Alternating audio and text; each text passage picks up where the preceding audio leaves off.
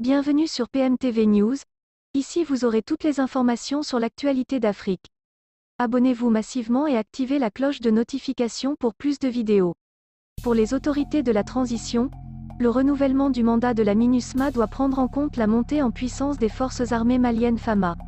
Le ministre des Affaires étrangères et la coopération internationale, Abdoulaye Diop, l'a signifié le lundi dernier au Conseil de sécurité de l'ONU sur la situation au Mali. Lors son intervention devant le Conseil de sécurité de l'ONU, le chef de la diplomatie malienne a indiqué qu'avec la montée en puissance des FAMA, des résultats probants ont été enregistrés sur le terrain, notamment la neutralisation d'importants membres de Katiba terroristes, la récupération des matériels, la libération des localités du joug des terroristes, la destruction des sanctuaires terroristes et le retour de populations déplacées. À la faveur de cette montée en puissance des forces armées nationales, les populations maliennes ont également constaté, pour s'en réjouir, une nette amélioration, depuis décembre 2021, de la situation politique, sécuritaire, humanitaire, de même qu'une diminution significative des violences intercommunautaires dans le centre, fait-il savoir au Conseil. Le ministre Diop a rassuré qu'avec leur montée en puissance, les FAMA sont à mesure de prendre en compte les changements de la situation sécuritaire. Car des dispositions sont prises afin qu'il ne se crée un vide sécuritaire à la suite du départ des forces françaises et de la Task Force Takuba. Parlant de la sécurité de la mission, le ministre des Affaires étrangères a tenu rassurer que le gouvernement du Mali est conscient qu'elle est de la responsabilité du pays hôte, qui mettra tout en œuvre pour assumer cette responsabilité. Afin de faciliter cette phase transitoire, nous invitons la MINUSMA à achever son plan d'adaptation en collaboration avec le Mali, a-t-il souhaité. Quid du renouvellement du mandat? La position du Mali et ses préoccupations et attentes concernant ce renouvellement du mandat concernent la protection des populations civiles et l'appui au rétablissement de l'autorité de l'État sur l'ensemble de son territoire. Il est indispensable de mieux définir et articuler la notion de protection des civils dans un contexte de guerre asymétrique. Il y a lieu de clarifier contre qui on veut protéger les populations, sachant que la menace principale provient des groupes armés terroristes, a exigé le ministre Diop.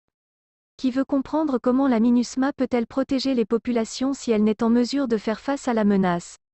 Le mandat de la MINUSMA doit obligatoirement prendre en compte la montée en puissance des forces de défense et de sécurité du Mali, qui sont désormais en première ligne face aux groupes terroristes, martèle le chef de la diplomatie malienne. Pas de restrictions contre la MINUSMA. Parlant des allégations de restrictions imposées à la MINUSMA, le ministre Diop a insisté qu'aucune mesure restrictive n'a été prise, visant particulièrement la MINUSMA.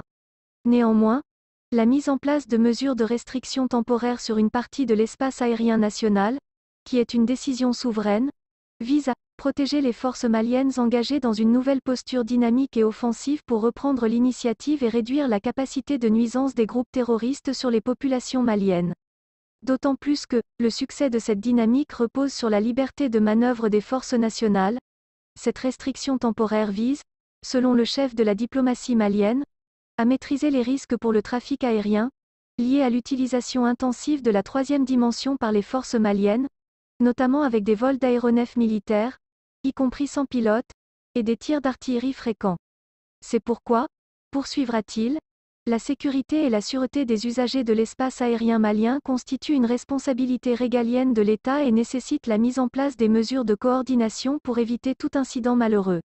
Abdoulaye Diop a tenu préciser que tous les vols demandés par la MINUSMA sont autorisés dès lors que la coordination nécessaire est faite, que les risques à la circulation aérienne sont maîtrisés, et que cela n'interfère pas de manière négative avec les opérations militaires en cours. Fermeté contre Barkhane. Le gouvernement a exprimé sa ferme opposition à l'intervention sur son territoire de la force française Barkhane qui souhaite appuyer la MINUSMA, après que la France ait décidé unilatéralement de retirer de la dite force et que le Mali ait dénoncé les accords de défense avec la France. Nous en appelons au respect de la souveraineté du Mali et des décisions prises par les autorités maliennes à cet égard, a réagi le ministre Diop. De même, les autorités maliennes estiment nécessaire une meilleure coordination des actions de la MINUSMA avec l'État malien de manière à assurer une pleine efficacité dans l'accomplissement de son futur mandat. Il est aussi une nécessité pour la MINUSMA de travailler étroitement et véritablement avec les autorités et les parties prenantes maliennes pour aider le Mali à protéger ses populations civiles et à restaurer son autorité sur l'ensemble de son territoire.